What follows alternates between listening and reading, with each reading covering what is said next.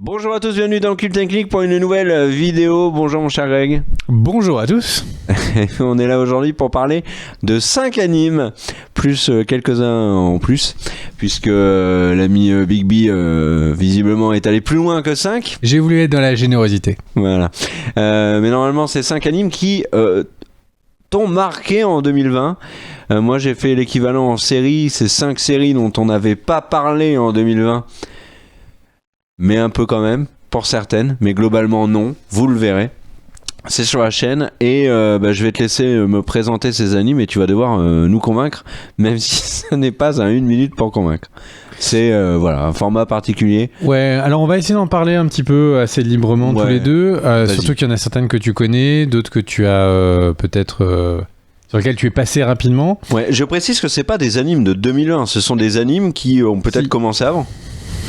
Si toi Si, anime de 2020. Donc t'as vraiment refait les règles.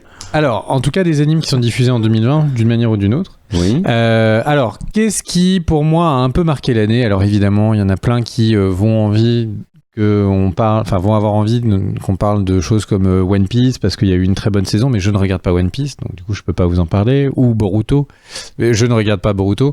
Donc je vais me concentrer sur les animes qui m'ont le plus parlé. C'est subjectif, donc il y a plein de choses super bien qui ne seront pas dans cette liste.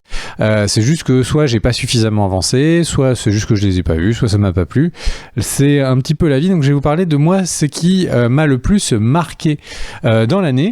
Alors, on va commencer par un peu les 3 mastodontes de l'année. Il y a, à mon avis, qui sont un peu là, vraiment qui chapeautent un peu l'année, qui mettent un peu, on va dire, le plafond, voilà, dans le monde des animes. Le premier, c'est évidemment Demon Slayer. Alors là, il y a plein de gens qui vont dire oui, mais ça a été diffusé aussi en 2019. C'est vrai. Le film a été diffusé, lui, en 2020 au Japon. Il sera diffusé en 2021 en France. Mais il y a des épisodes qui ont été diffusés en 2020. Il y a eu des épisodes diffusés en 2020. Ah bah c'est bon alors. Et il y a le manga est terminé en 2020. Alors moi, 2020, c'est l'année de la découverte de Demon Slayer. Il est diffusé pour ceux qui ont envie de le regarder sur Wakanim. C'est un anime qui est dans un univers un peu féodal. On en a parlé déjà sur la chaîne. Tu m'avais pas demandé de regarder le premier épisode. Oui, que tu avec n'as jamais une fille fait. qui a attaqué un mec dans la neige. Oui. Bah si, j'ai vu le premier épisode. Et alors ? Bah c'est tout. C'est tout ce que je veux dire. Et en fait, donc je vais essayer de les pitcher à chaque fois assez rapidement. On est dans un univers féodal japonais, vraiment un univers de vraiment époque de samouraï très très très classique. Et en fait, des démons sont présents. Ils descendent tous un peu d'un démon qui est le démon originel, qui du coup, en répandant son sang, a créé d'autres démons. Il y a des piliers. Il y a un clan de personnes qui essayent de combattre les démons et on va suivre l'aventure et la mésaventure du personnage principal et de sa sœur qui ont eu malheureusement toute leur famille décimée par un démon. La sœur a été elle-même transformée en démon et le frère va essayer de sauver sa sœur qui a l'air d'être une démone mais assez particulier parce qu'elle est prête à aider les autres humains et il va donc du coup lui-même devenir un de ces chasseurs de démons. Le pitch est assez classique. Je m'en rappelle du premier épisode, c'était vachement stylé. Le pitch est assez classique et le premier épisode est très classique. Et donc en fait, l'histoire est particulièrement poignante et vraiment les personnages, on est avec les personnages, on les aime, on a envie qu'ils survivent, on sait qu'il y en a qui risquent de mourir et en fait l'histoire est extrêmement réussie du premier au dernier chapitre du manga.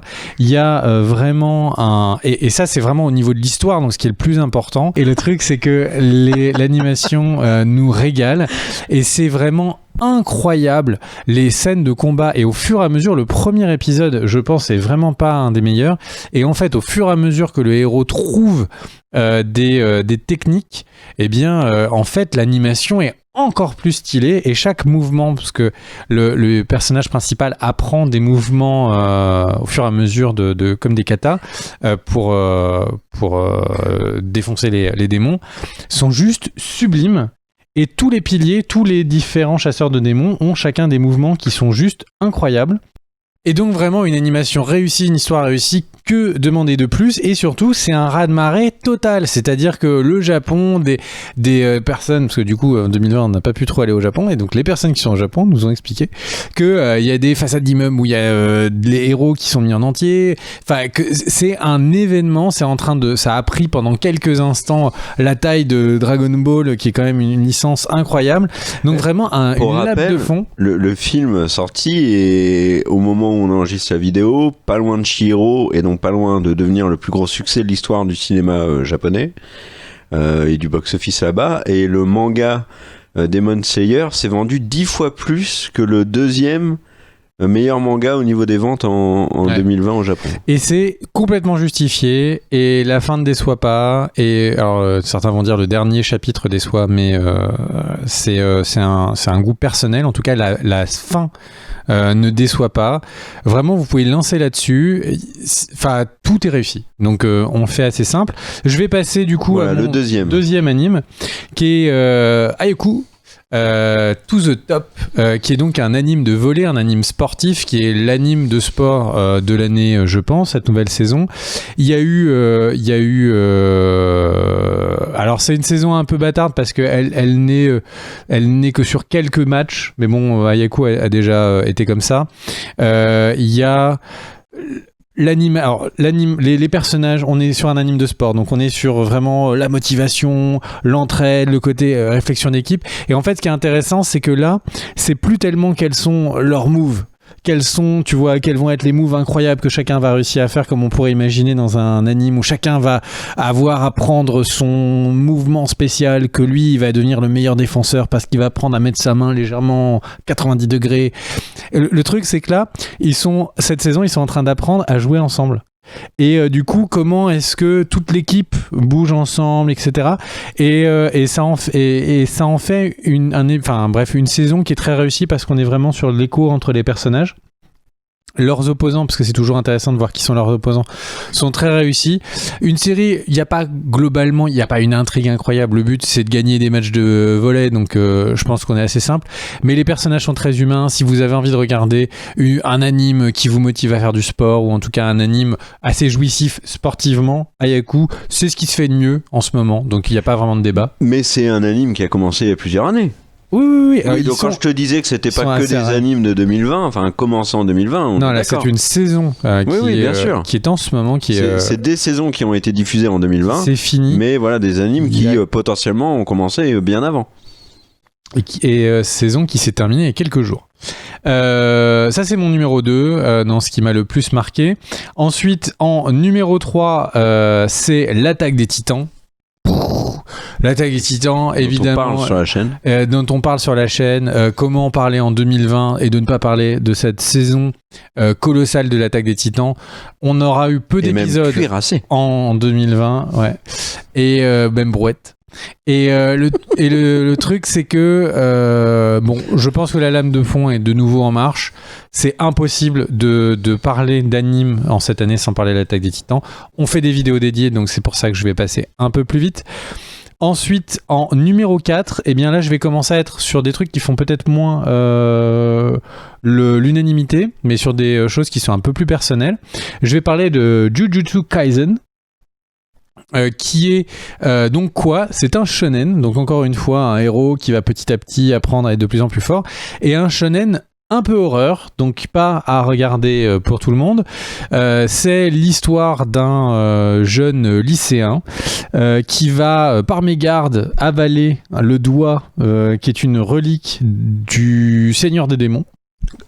Comment, par mégarde, on peut avaler le doigt d'un démon ? En fait, c'est une vraie question, si je te l'explique, je t'explique l'épisode 1. Non, mais... Donc, veux-tu vraiment le savoir ? Non, vas-y. Par mégarde, ok. Et donc en fait ils se rendent compte des exorcistes arrivent et se rendent compte qu'en fait il est capable d'être le réceptacle, donc d'être quelqu'un qui arrive à vivre et de garder prisonnier en lui le Seigneur des démons. Et du coup il décide, donc normalement un des choix les plus logiques serait de le tuer pour du coup tuer le Seigneur des démons qui est en lui, mais il décide de au contraire l'utiliser pour gober les 20 doigts, parce que le Seigneur Démon a 20 doigts, de gober les 20 doigts, et donc ainsi, en le tuant, de faire disparaître le Seigneur Démon. Et puis aussi, comme c'est un jeune lycéen, ils sont pas très chauds pour juste le buter. Oui, c'est pas... Ce qui n'est pas 20 doigts, ça doit être compliqué pour il les a gants. 4 bras. Pour les gants. Ah oui, donc du coup il est obligé d'acheter 2 paires de gants. Ou alors il met des moufles. Et le truc c'est qu'en fait, et donc du coup il va à l'école des exorcistes, et il a un prof, tout est extrêmement stylé, l'animation est irréprochable. C'est très sanglant. C'est très sanglant, c'est assez gore. Il y a par exemple un des antagonistes qui transforme des humains en zombies et du coup qui l'envoie sur l'exorcisme, qui sont donc obligés de tuer des humains. Donc c'est vraiment mature, clairement mature. Il y a des personnes qui se font lyncher au lycée. Il y a combien de saisons ? Alors, on est au tout début, on est au 12e épisode, je crois, au moment où on parle, 12 ou 13e. C'est vraiment très, très chouette. Comme beaucoup de choses, c'est une exclusivité Crunchyroll. Et donc pour moi, Crunchyroll, qui ça avec d'autres des animes dont on va parler, fait une très très grosse année, vraiment très très grosse année. C'est pour moi l'année qui justifie complètement regarde, tu vois vraiment des images qui peuvent parfois être un peu choquantes, donc vraiment pas pour le jeune public. Mais je ne vois... Là je comprends rien à cette image. En fait, c'est un démon. Que je vois la série. C'est un démon qui est en train d'absorber en fait des personnes. Et donc voilà, donc un shonen assez classique, un héros qui monte en force, etc. Mais avec des personnages intéressants, dans un univers mature, fait pour plutôt ados et jeunes adultes. Vraiment, je trouve que Jujutsu Kaisen, c'est très très bien. Des scènes d'animation extrêmement réussies. Ça a l'air d'être une espèce de patte que Crunchyroll est en train de se donner de réussir ces scènes de combat. Donc vraiment, très très belle découverte. Tu m'as donné envie de le voir, ça. C'est... un par semaine, on est 12-13e, il y a déjà pas mal de choses que... L'histoire va très vite, enfin bref, c'est super plaisant, Jujutsu Kaisen. Et ton 5e ? Et du coup, ça va me permettre de vous parler du 5e, qui est donc Tower of Gods. Ah, ça aussi, t'en as déjà parlé. Alors, donc... On va voir si ça a bien évolué par rapport à ce que t'en avais dit. Alors, Tower of Gods, donc la saison 1 est terminée. Une de ces adaptations de Webtoon. Donc c'est une manière de faire du manga en Corée qu'a adapté Crunchyroll. Crunchyroll a vraiment eu 4 grosses séries qui étaient exclusives. Donc il y a Jujutsu. Il n'y a pas un truc Tower. Il y a Tower of Gods, donc qui est celle dont j'ai parlé. Il y a God of High School. Voilà, c'est ça. Qui n'est pas dans mon top 5 parce que le fond est moins bon que Tower of God, mais l'animation est au-dessus. L'animation de Tower of God, donc c'est juste du pur combat, ils s'en mettent plein la gueule. Et Tower of God, c'est pas que ça. Il y a de l'animation, mais il y a aussi un fond. Et donc c'est pour ça que je le mets au-dessus. Parce que vraiment God of High School, c'est juste ils s'en mettent plein la gueule, tu comprends rien parce que l'histoire va super vite et c'est presque, enfin les gens qui ont lu le webtoon disent que ils savent même pas comment est-ce que ça allait aussi vite, mais par contre l'animation est oufissime de chaque combat. Tower of Gods, c'est vraiment quelque chose qui est fait pour nous surprendre, qui sait scénaristiquement nous surprendre. C'est-à-dire qu'on va avoir des clichés, tu vois, la jeune demoiselle à sauver, toute faible. C'est celui qui doit monter en haut de la tour pour sauver une femme qu'il aime, c'est ça ? Voilà, exactement. Et en fait, la série, c'est complètement reprendre les clichés et rendre les personnages humains et donc attachants, avec des défauts incroyables, enfin certains ont des défauts incroyables et du coup ça les rend intéressants. Et les personnages qui parfois font des choix qui sont pas raisonnables, mais qui sont des choix honnêtes que ferait un être humain. Et bref, j'en parlais déjà dans une vidéo 1 minute pour convaincre. Ouais, donc, on vous conseille de les regarder, les 1 minute pour convaincre. Voilà, un look graphique inhabituel, vraiment, et donc la série accroche des très belles scènes d'animation de combat et vraiment une histoire. Alors un peu isekai, un peu des personnages qui sont balancés dans un autre monde, mais très bien faite. En gros, l'idée, c'est comme le dit Kerr, un personnage se retrouve avec une jeune demoiselle qui l'aide, il sait pas d'où il est complètement amnésique, il sait pas d'où il vient, pourquoi il est là. La demoiselle arrête pas de lui dire que son grand rêve, c'est d'arriver en haut d'une tour, parce qu'en haut de la tour, tous ses vœux sont exaucés. exaucée. Et puis ils sont séparés, le destin les sépare, et donc il se dit que le seul moyen qu'il a de la retrouver, c'est d'essayer d'aller en haut de la tour, parce que soit il la retrouvera sur le chemin, soit il fera le vœu de la retrouver. Et en fait, de cet univers qui a l'air tout mignon, en fait, c'est terrible. Il y a des centaines de personnes qui veulent aller en haut de la tour, et à plusieurs des étages, en fait, les choix, il faut séparer les personnes qui veulent monter de la tour en tuant les autres. Et du coup, ils doivent s'exterminer les uns les autres, alors qu'ils n'ont pas d'envie de meurtre ou quoi que ce soit, ils ont juste envie d'aller en haut de la tour. Et du coup, petit à petit, on est en train de rentrer dans la psyché. Pourquoi est-ce que quelqu'un est prêt à tout pour avoir un vœu? Qu'est-ce qui peut pousser ça? Est-ce que c'est parce que c'est un amour déçu? Est-ce que c'est une folie pour gagner de l'argent? Et en fait, on se rend compte que tous ceux qui ont envie de cette tour, il y a ce côté de folie humaine, de vouloir en permanence essayer d'avoir un vœu qui est exaucé, et c'est super intéressant, enfin c'est super bien fait. Bref, du coup ça m'amène aux autres mentions honorables du coup de la plateforme Crunchyroll. Donc God of High School, j'en parlais. Il y a un autre anime que tu ne trouveras pas dans ma liste qui était The Rise of the Demon of the Shield Warrior, donc l'ascension du guerrier au bouclier. Qui n'est pas une série qui mérite d'être dans un top 5, mais qui est une série qui vraiment mérite une mention. Donc c'est typique isekai, donc c'est-à-dire que c'est un personnage qui est dans le monde des humains, qui est téléporté dans un univers médiéval, et en fait quand il arrive dans le monde médiéval, il y a le héros à l'épée, le héros à la lance, le héros à l'arc et le héros au bouclier. Lui est le héros bouclier. Et en fait, il ne sait pas pourquoi, mais tout le monde déteste le héros au bouclier. Et il le déteste tellement qu'il décide, enfin qu'il y a des personnes décident de lui faire toujours porter le chapeau pour des trucs. Et au point où en fait ils lui font croire qu'il est ami avec des gens et en fait c'est juste pour l'utiliser et le rabaisser. Ils essayent en permanence de le conspuer au point d'une fille va le pointer du doigt en disant cet homme m'a violé, il m'a donné une potion pour m'endormir et m'a violé, et du coup il est obligé de fuir en fait, alors que c'est un des 4 héros qui est censé combattre le roi démon pour les sauver, et en fait il est obligé de fuir et il est dans une haine de ce monde qui le déteste, mais il doit le sauver. S'il ne le sauve pas, il ne peut pas revenir dans son monde à lui. Et donc, il y a cette ambivalence il doit sauver ce monde qui est incroyablement cruel avec lui. Et donc, il va décider d'être cruel avec ce monde, mais juste de quand même faire les bonnes actions pour pouvoir essayer de le sauver. Et c'est vraiment une ambivalence compliquée que ce personnage a. Intéressant. Et vraiment, il y a un côté ronronnant sur les derniers épisodes de la saison. C'est fini ? La première saison est finie. Il y a un côté ronronnant sur cette fin de saison, mais par contre le début est extrêmement bien, donc vraiment je vous le conseille. Et le roi démon a combien de doigts cette fois ? On l'a pas encore vu. Donc voilà, et sinon donc du coup une autre mention honorable de Crunchyroll, donc c'est Noble qui a une autre des manhwas, un autre des mangas coréens qui est adapté sur Crunchyroll. Je sais pas vraiment pourquoi je vous en parle, je sais pas pourquoi j'aime bien cette série.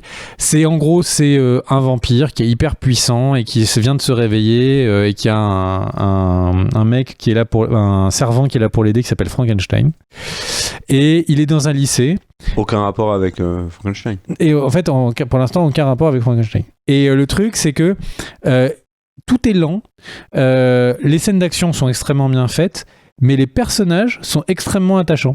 Donc j'ai rien d'autre à vous dire que les personnages sont extrêmement attachants, et c'est pour ça que j'aime bien. C'est peut-être le moins bon de tous les Crunchyroll original, donc ces exclusivités Crunchyroll, mais il mérite le détour. Si vous avez déjà vu tous les autres, celui-là mérite le détour parce que ces personnages sont bien construits, parce que comme le reste en fait, des personnages vont avoir des défauts qui vont être intéressants, etc.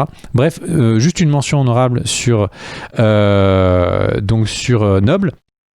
Et si on passe sur les mentions honorables du côté de Wakanim, il y a Akuma Drive, qui est une nouvelle série qui vient de démarrer, donc c'est pour ça que je vais pas pouvoir détailler.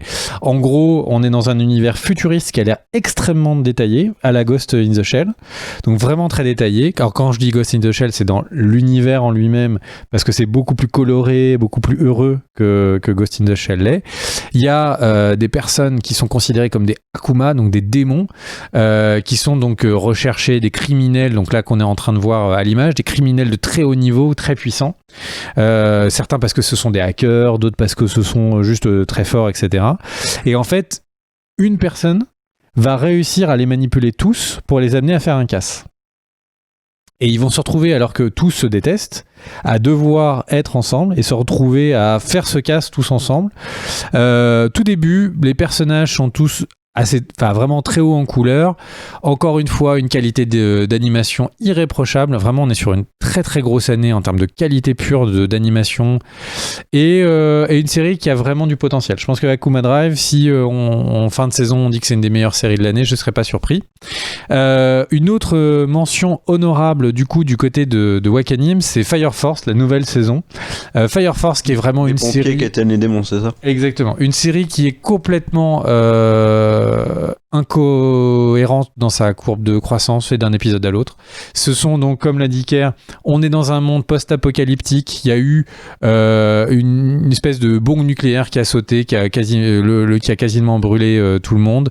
Depuis, des gens rentrent en autocombustion, s'enflamment. Certains même, en mourant comme ça, en s'enflammant tout seul, se transforment en démons. Et du coup, il y a plusieurs sections de pompiers, certains dépendant de l'armée, d'autres une église, d'une certaine religion, d'autres du gouvernement, sont mis en place pour essayer donc de vaincre ces démons et de découvrir aussi pourquoi ces démons sont là. Et cette série n'a aucun sens parce que il y a un épisode qui va être extrêmement enfantin, on se dit mais cette série est faite pour les enfants, et l'épisode d'après on voit on voit le passé d'un des protagonistes et on voit qu'il se fait violer à répétition par des prêtres et que lui-même doit tuer de sang-froid le prêtre. Donc tu te dis ah bah non, là c'est pas vraiment pour des enfants. Et donc une série qui est dans des dents de scie incroyables, un épisode qui est parfaitement animé, un autre qui est hyper plan-plan, un épisode dont l'histoire est incroyable, un épisode qui est super plan-plan. C'est une série qui est trop en dents de scie pour être dans un top, mais une série qui est plaisante à regarder. Donc Fire Force, je le mets dans les mentions honorables. Ouais, le premier épisode, j'avais regardé, il m'a vraiment dérouté. Hein. Mais en fait, la première saison est beauf. La première saison est beauf, les derniers épisodes de la saison 1 est bonne, la saison 2 est bonne. C'est vraiment en dents de scie. Mais pourquoi ça a autant de succès? Parce que c'est... Enfin, moi, là, tu me demandes quels sont les animes connus, je le mets dedans, quoi. Si tu regardes plusieurs animes... En fait, la qualité de la série, la qualité des personnages, de l'histoire, de l'animation, les idées, tout en fait un très bon anime. C'est juste qu'il va y avoir plein d'épisodes nuls. Et on en avait parlé avec Vinland Saga aussi. Vinland Saga, il n'y a rien eu en 2020 ? Je crois que ça s'est fini avant 2020, mais il n'y a pas eu de nouveautés dessus. Non, pas à ma connaissance. C'est Amazon, ça. Ouais, et c'est Amazon. Donc ensuite, je vais sur ADN dans les mentions honorables. Il y a My Hero Academia, qui définitivement, je crois que c'est je sais plus quelle saison on est, saison 3 ou 4. Qui est une série qui continue d'être excellente.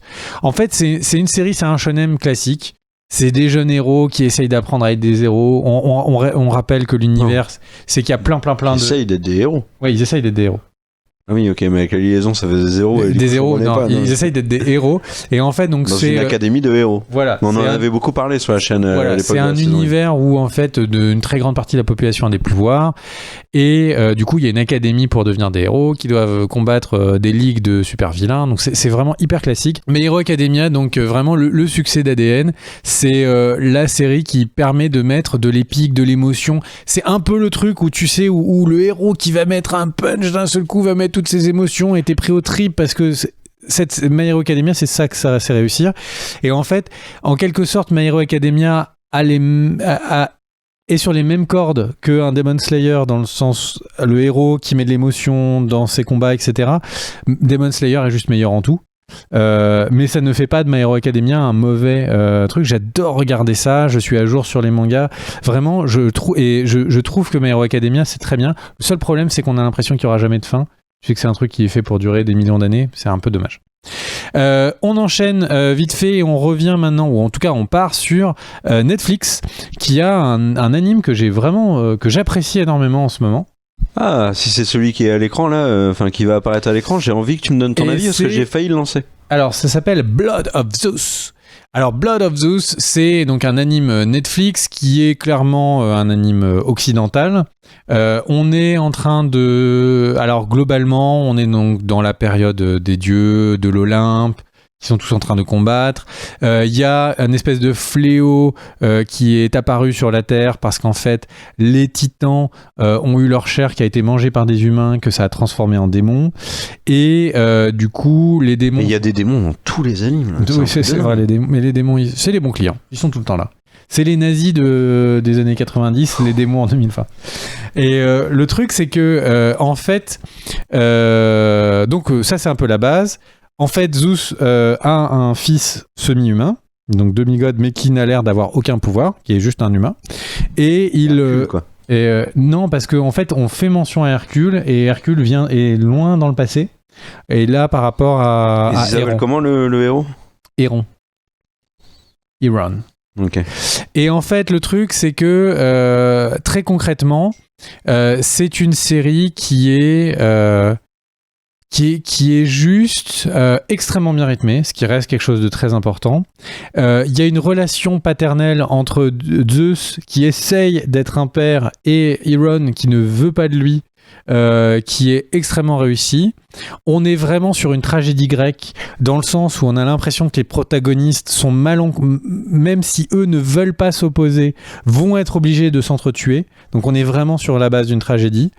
Et on a... Alors moi j'aime bien l'animation, le lore, etc. qu'a su développer Castlevania, la série. Et là on est sur le même type d'animation qui est vraiment très réussi et ensuite il y a un gros travail, il y a beaucoup de grands noms comme Omara du voice acting d'acteurs de voix américaines qui font que les personnages sont vraiment très poignants. Donc ça vraiment le doublage est très réussi, le doublage anglais. Et donc une série qui est sur la même base, les dieux grecs qui sont là pour jouer un peu avec les êtres humains, mais une série qui sait vraiment bien réussir ça. Donc une très belle découverte de fin d'année, ce Blood of Zeus. Et en connaissant mes goûts, tu me conseilles laquelle ? J'aimerais bien un anime à côté de l'Attaque des Titans. Là. Alors moi je pense que vraiment Attaque des Titans est au-dessus de tout le reste. Non mais je le regarde, donc à côté. Et en vrai, je pense que Tower of God a le pouvoir de surprendre n'importe qui. Bah, ça me plaît bien. Tower of God a le pouvoir de surprendre n'importe qui, mais il faut lui laisser 3-4 épisodes, ce qui est toujours un investissement. Je pense que si tu n'as pas peur de regarder les premiers épisodes et d'arrêter, l'ascension du héros au bouclier, les premiers épisodes sont très c'est vrai que ça me donne envie, très j'aime chouettes. bien l'idée. Là. Et si tu cherches mais t'as jamais aimé les shonen? Les trucs genre où t'as un héros qui monte, qui s'entraîne pour devenir le meilleur et tout ça, jamais été ton truc. Comme Rocky. Ouais. Mais en version contre des démons. Non, j'ai jamais fait ça. Et ouais, bah du coup non, je te dis, je pense que Tower of Gods et les gens le savent, mais je vais résumer. En gros, moi les animes, ça a jamais été un truc que j'ai beaucoup aimé. Moi, les seuls animes que j'ai vraiment aimé, c'est Berserk et puis Gantz. Derrière l'Attaque des Titans, qu'est-ce que je pourrais citer? Blood of Zeus pour toi spécifiquement, Blood of Zeus a pas mal de potentiel. Mais Demon Slayer non. En fait, Demon Slayer... Tu vois, My Hero Academia, j'ai bien aimé. One Punch Man, la saison 1, j'ai adoré, mais j'ai même pas envisagé de regarder la saison 2. Mais prenons un exemple d'un anime qu'on regardait tous les deux. C'est Dr. Stone, par exemple. Ça m'a gavé de ouf, j'ai lâché hyper vite. Bah, en fait, le truc, c'est que c'est pas trop ton truc, mais Demon Slayer est tellement réussi partout. La musique est réussie, les personnages sont réussis. Que il faut lui donner sa chance. Il faut se regarder 3 épisodes, tu vois. Tu laisses 3 épisodes, tu regardes si c'est bien. Le truc, c'est qu'il n'y a pas ce côté mature, un peu glauque que tu peux bien aimer par moment. Là où Tower of Gods, sans être glauque, c'est être prenant par moment. Donc, je dirais un peu les deux. Mais si tu veux un succès facile, regarde genre les 5 premiers épisodes du Shield Hero et ce sera bien. Le top 5 sans ordre de préférence: l'Attaque des Titans, Ayaku, To the Top, Jujutsu Kaisen, Demon Slayer, Tower of God et moult mentions honorables. Oui, donc t'as fait un bon top 5. Je pense que si vous êtes des fous d'anime, je pense que je vous ai rien appris.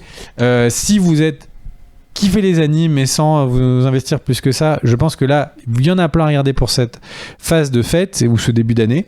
Voilà, c'était tout ça, c'était plein de petites recommandations. Des bisous à tous, on se retrouve pour une prochaine vidéo dans pas longtemps. Et tu voulais dire pour clôturer cette vidéo?